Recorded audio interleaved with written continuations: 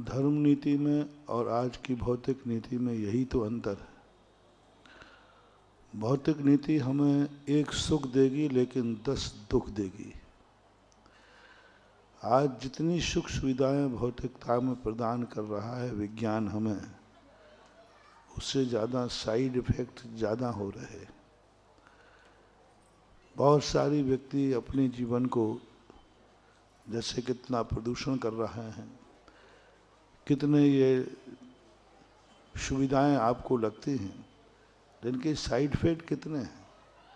आज टीवी है, मोबाइल हैं, ये सब सुविधाओं में आते हैं, लेकिन इसके साइड इफेक्ट इतने ज़्यादा हो रहे हैं कि आज कोई भी व्यक्ति थोड़ा सा भी होता है कैंसर हो जाता है, कोई को कोई बीमारियां हो रही। ये सब इन्हीं के परिणाम हैं। ये सब चीज़ें हमारे धर्माचार्य या धर्म के जो भगवान रहे सब जानते थे।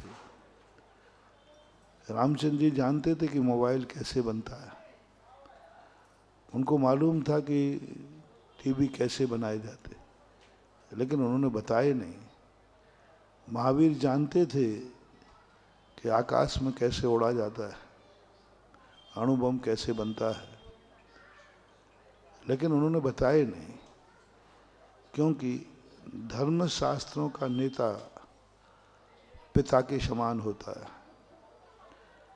पिता एक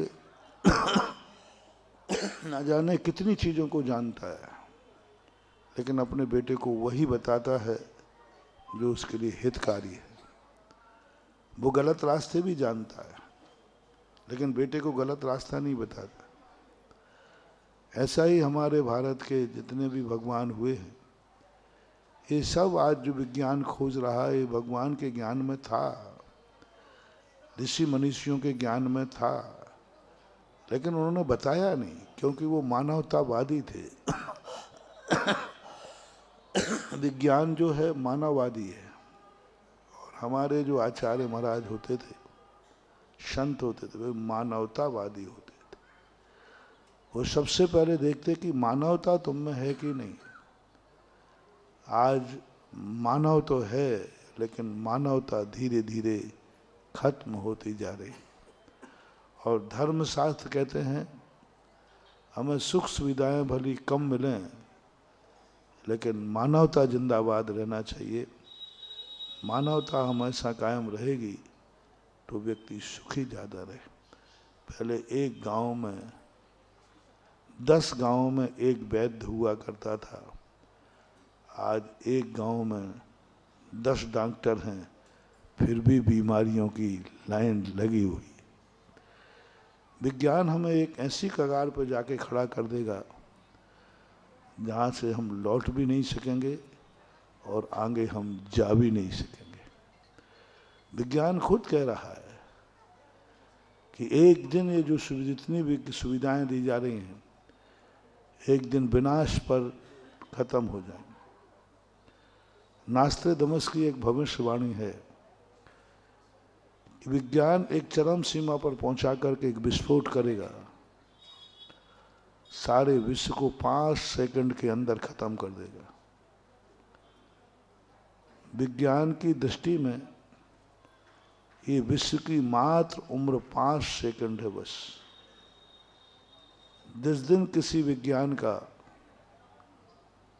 किसी बड़े देश का दिमाग बिगड़ गया, 5 सेकंड के अंदर सारा विश्व तबाह हो जाएगा। आकाश से मात्र ऐसी गैस, जैविक युद्ध होगा जो व्यक्तियों को मार देगा। ये वार्तें ज्यों की त्यों खड़ी रह जाएंगी। तो ये सारी स्थितियां आज बच्चों जैसी हैं कि बच्चे को मिट्टी बहुत अच्छी लगती है, लेकिन वो नहीं समझ पाता है कि इस मिट्टी का भविष्य क्या है। आज वैज्ञानिक सुविधाएं हमें अच्छी लग रही हैं, लेकिन इनके जो साइड इफेक्ट होने वाले हैं उससे व्यक्ति बेखबर है। जब तक जागेगा तब तक बहुत देर हो चुकी होगी।